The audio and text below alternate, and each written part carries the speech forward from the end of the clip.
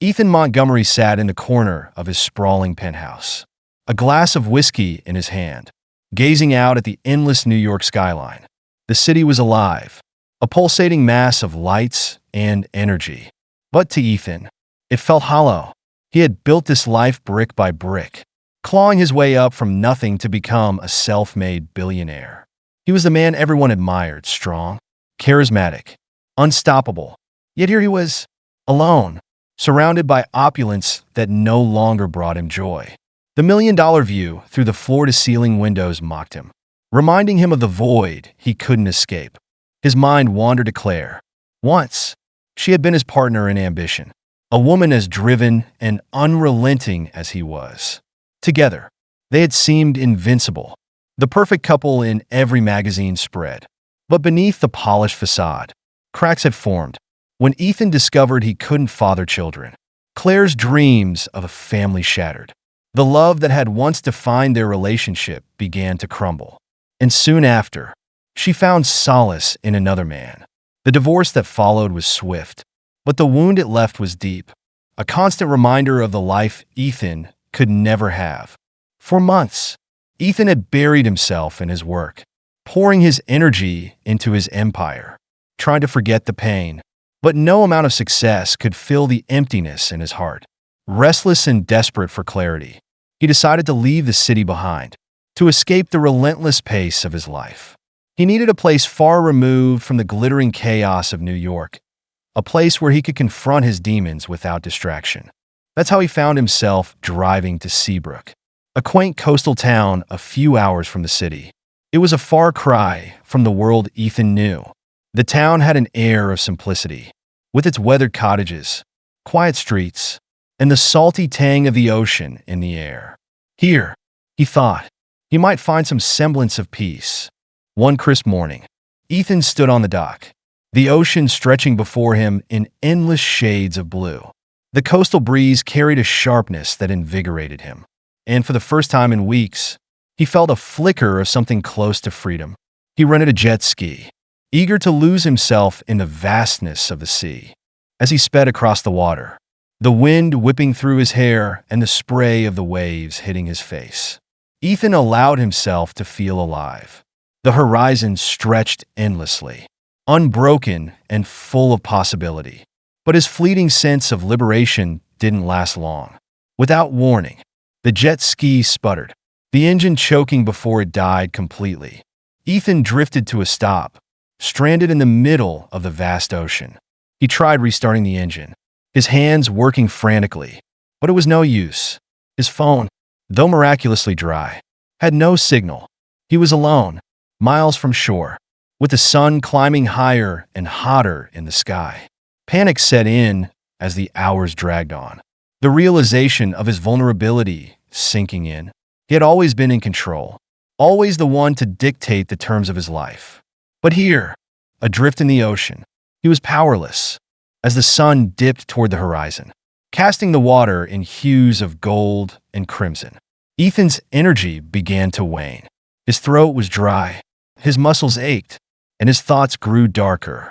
What had his life amounted to? He had built an empire, amassed unimaginable wealth. But for what? The weight of his failures pressed down on him, and for the first time in years, he felt the sting of tears. Then, as the last light of day began to fade, he felt the pull of the current change.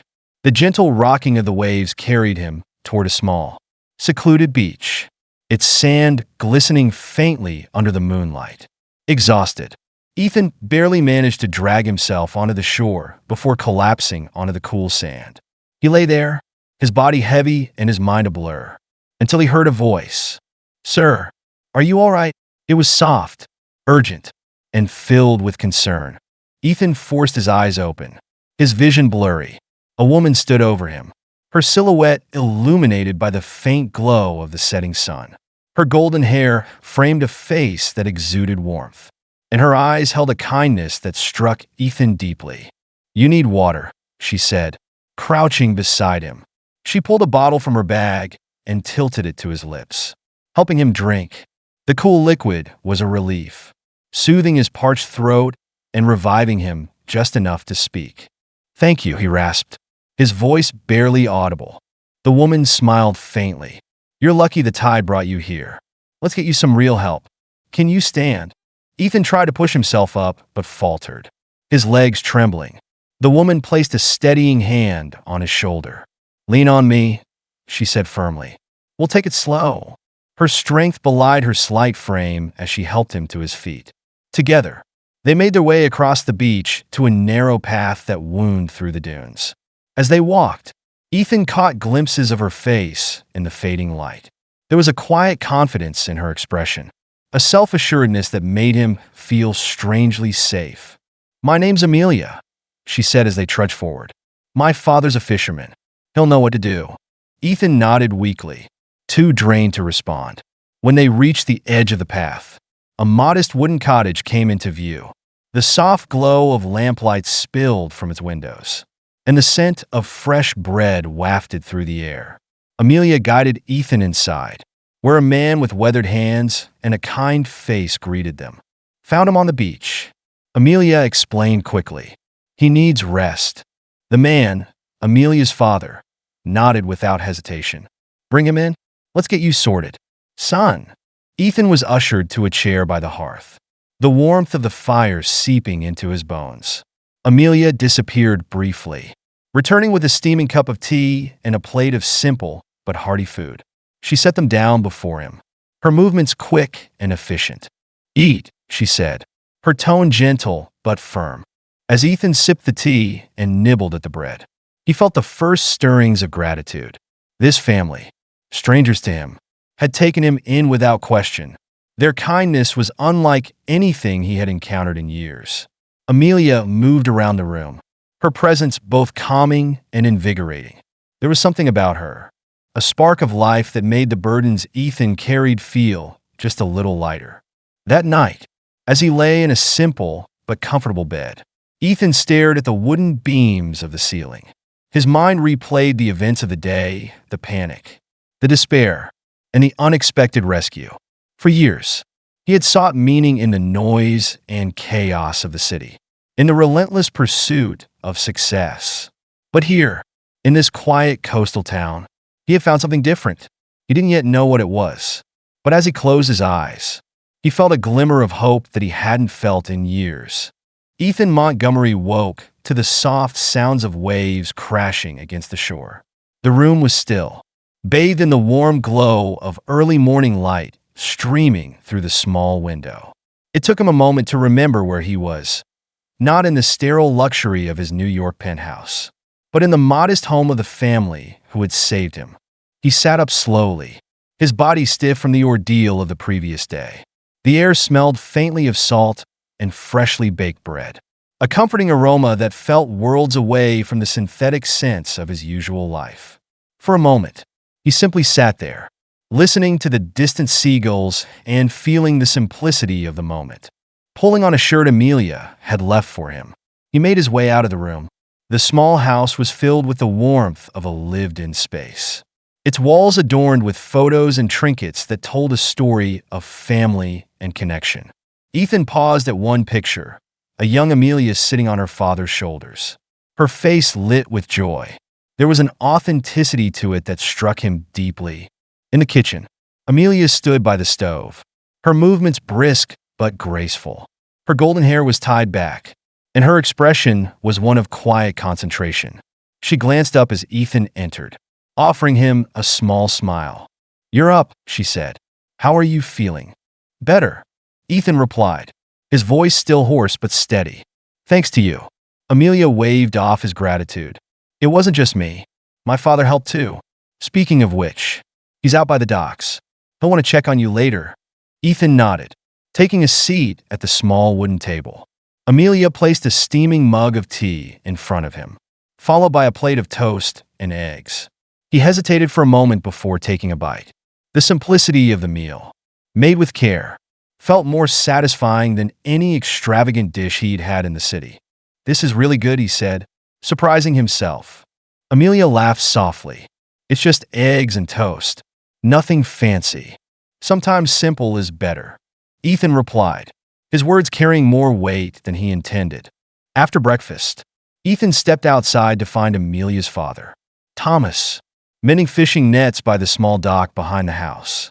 The air was crisp, the salty breeze invigorating. Thomas glanced up as Ethan approached, his weathered face breaking into a kind smile. "Morning," Thomas greeted.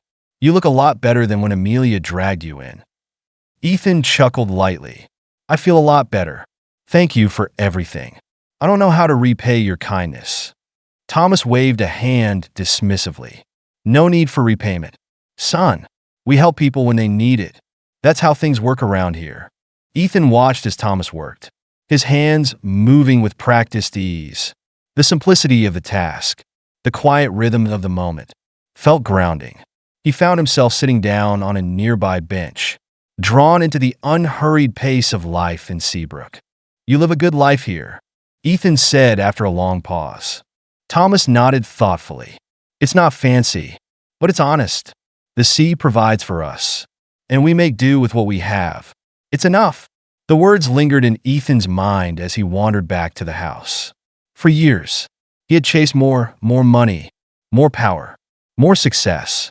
Yet here, in this humble fishing town, he was beginning to see the value of enough. The next few days passed in a blur of quiet routines. Amelia invited Ethan to join her on small errands around the town, introducing him to the local baker, the grocer, and a handful of neighbors. The people of Seabrook were warm and welcoming, their lives unhurried but full of meaning. Ethan couldn't help but compare it to his world of fast-paced deals and superficial connections. For the first time, he began to question the life he had built. Amelia fascinated him. She was quick-witted, resourceful, and kind, with a fierce independence that reminded him of everything he had once admired in people but had lost sight of over the years. One afternoon, as they walked along the rocky cliffs overlooking the ocean, she opened up to him. "This town is all I've ever known," Amelia said, her voice carrying over the sound of the waves. "I love it here, but sometimes I dream of doing more, helping more people, making a difference. I've always wanted to study medicine, but it feels out of reach." Ethan stopped, turning to face her. "Why would you think that? You're more than capable." Amelia shrugged, a mix of hope and hesitation in her eyes. "It's hard to believe in something you've never seen. People like me don't leave places like this." Ethan was struck by the honesty in her words. For someone who had everything, the idea of limitations was foreign. Yet Amelia, with so much potential, felt trapped by circumstances she couldn't control. "You can do it, Amelia," he said firmly. "I know you can. If there's one thing I've learned in life, it's that the people who care, who genuinely want to help, are the ones who make the biggest impact." Amelia gave him a small, thoughtful smile. "Thank you, Ethan. That means more than you know." That evening, Ethan sat on the porch of Amelia's home, watching the sun dip below the horizon. The sky was painted in hues of orange and pink, the kind of beauty that couldn't be bought. Amelia joined him, a mug of tea in her hands. "You've been quiet," she said, sitting beside him. "Just thinking," Ethan replied, "about how different this place is from my world." "Do you miss it?" Amelia asked, her tone curious. Ethan paused, the question hanging in the air. "I don't know," he admitted. "For the first time in years, I feel like I'm not running from something. This place, your family, it's reminded me of what matters." Amelia looked at him, her expression soft. "Sometimes, you have to step away to see things clearly." Ethan nodded, her words resonating deeply. He didn't know what the future held, but for the first time, he felt a flicker of clarity. Seabrook had given him more than he had ever expected, a chance to rediscover himself. And at the heart of it all was Amelia, the woman who had shown him a different way to live. Ethan Montgomery sat at the edge of the dock, his legs dangling just above the water. The sun had just risen, casting a golden glow across the calm waves of Seabrook's harbor. He hadn't planned to stay this long. Yet every day, he found another reason to linger. The simplicity of life here, the warmth of the people, and the quiet strength of Amelia had become his anchor. For the first time in years, he felt at peace. Amelia walked down the path toward him, carrying 2 steaming cups of coffee. Thought you might need this, she said, handing him a mug before sitting beside him. Thanks, Ethan said, the corners of his mouth lifting into a smile. They sat in companionable silence. The only sounds the soft lapping of the water against the dock and the distant cry of seagulls. I've been thinking, Ethan said finally, his voice steady but contemplative, about what you said the other day, about wanting to do more. Amelia glanced at him, her expression curious but guarded. What about it? I think you can, he said simply. I think you should. Amelia's lips parted in surprise, but she quickly shook her head. It's not that easy. Ethan, medicine, schooling, it's expensive. People like me don't just pick up and leave for a life like that. That's not true, Ethan replied, his tone resolute. You have everything it takes. The only thing stopping you is the belief that you can't. Amelia looked at him, her blue eyes searching his. You make it sound so simple. Because it can be, he said, turning to face her fully. Let me help you. Amelia froze, her brow furrowing. Help me how? I can cover your tuition. Get you started, Ethan said earnestly. This isn't charity. Amelia, this is an investment in someone I believe in. Her jaw tightened, and she looked away. Ethan, I appreciate what you're trying to do, but I don't want to be anyone's project. You're not a project, Ethan said firmly. You're someone who deserves a chance. And if I can make that happen, why wouldn't I? Amelia stayed silent for a long moment, her gaze fixed on the horizon. I need to think about it, she said finally, her voice soft but steady. Later that evening, as the sun dipped below the horizon, Ethan found himself helping Thomas repair fishing nets by the fire. The older man worked methodically, his hands moving with the precision of decades of practice.